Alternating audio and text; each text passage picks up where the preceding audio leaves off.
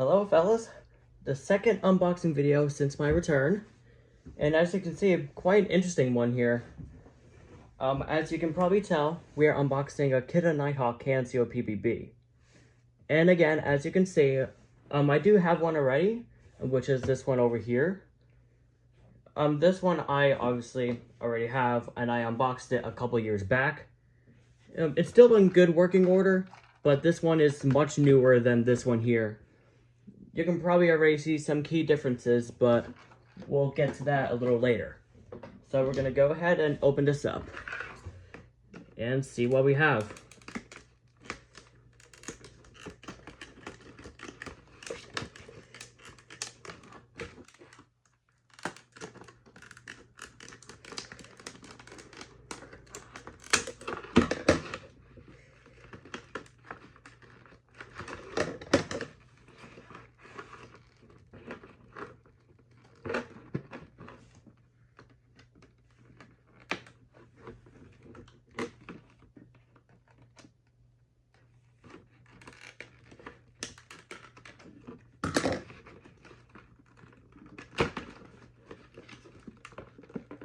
I will say there is some significant battery corrosion, so I'm gonna be careful while I open this up.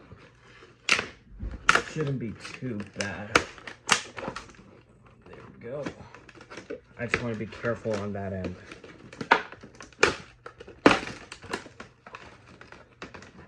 I'm just gonna roll it out of here. Get that in case of its corrosion. And here it is. As you can see, the key differences, let me just clean it out.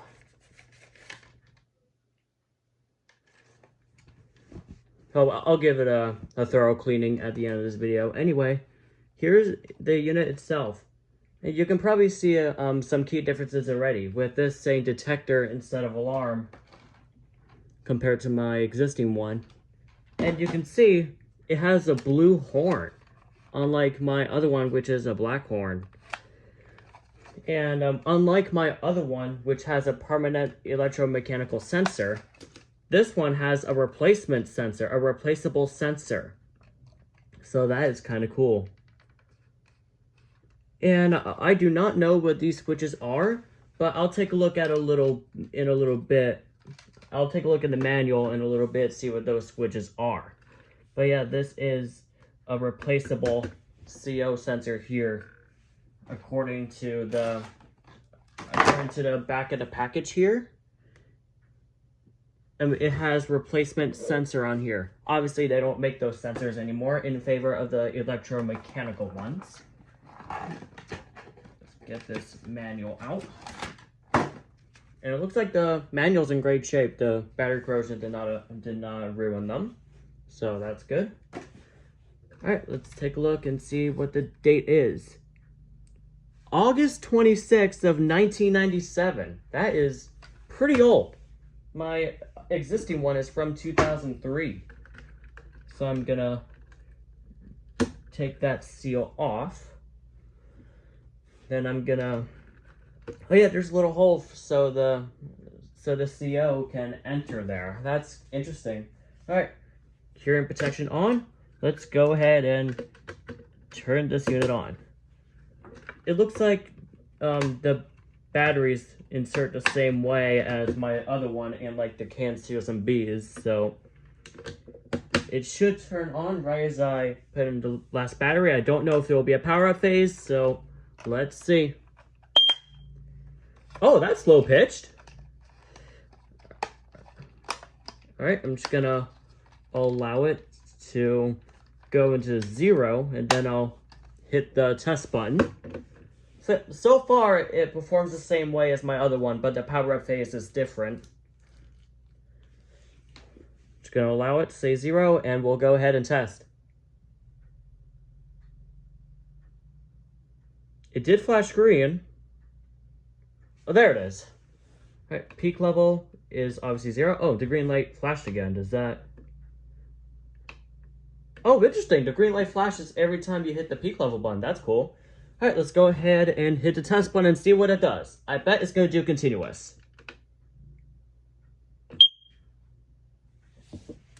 Okay.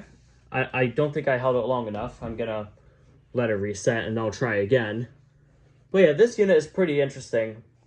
This is my first time experiencing an older CO unit with a display, so definitely learning on how it functions. Just gonna allow it to reset.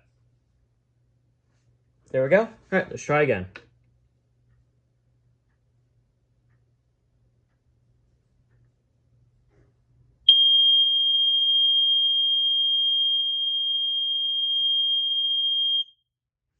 Yep, it does continue as I suspected. That is pretty cool. I wonder if it tests when it says 888.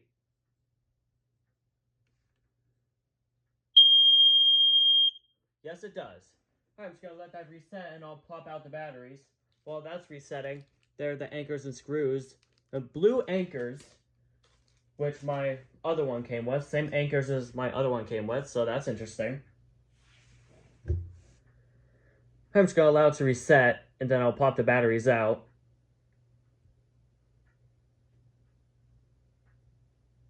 All right, it just flashed, so should reset now. There we go. And I bet you can plop out this sensor and it would probably trigger a malfunction. Let me try that. I'm trying it without the sensor. Oh yeah, it does say error. Interesting. So you can unplug the sensor and it'll go into error. I'm just gonna allow it to reset again and see if that will trigger the malfunction stage. Since the sensor is now out, and obviously here's what the sensor looks like. Yeah, it does say error, and it shows there's no sensor in place. Wonder if peak level will say anything. No, it's just flashing green rapidly. I'm guessing it's to indicate the problem. Well, let's go ahead and put the sensor back in.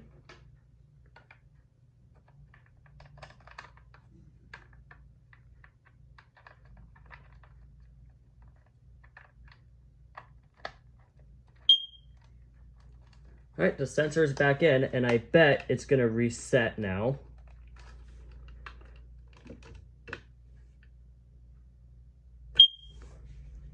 Yep, it should reset now, and when it goes back to 0, we'll be good to go. Kind of interesting that you can trigger and that you can intentionally trigger an alarm malfunction. That is actually pretty cool. I never knew you could do that. But I guess it kind of makes sense because those sensors are meant to be replaceable.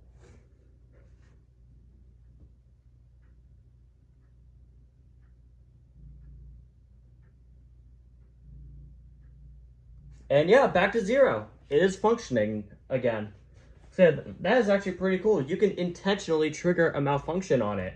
So that is pretty cool. All right, gonna go ahead and take the batteries out now.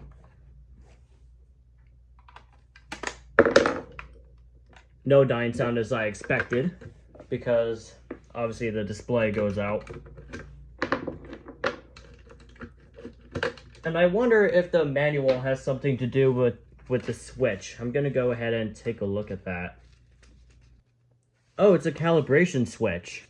That's supposedly what it is. It's in C, and that switch is also with C. So it's supposedly a calibration switch. That is pretty interesting. I'm gonna have to look further into that.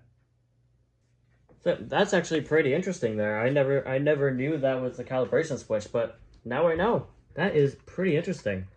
And it looks like these battery flags are not popping out, but I'll take it.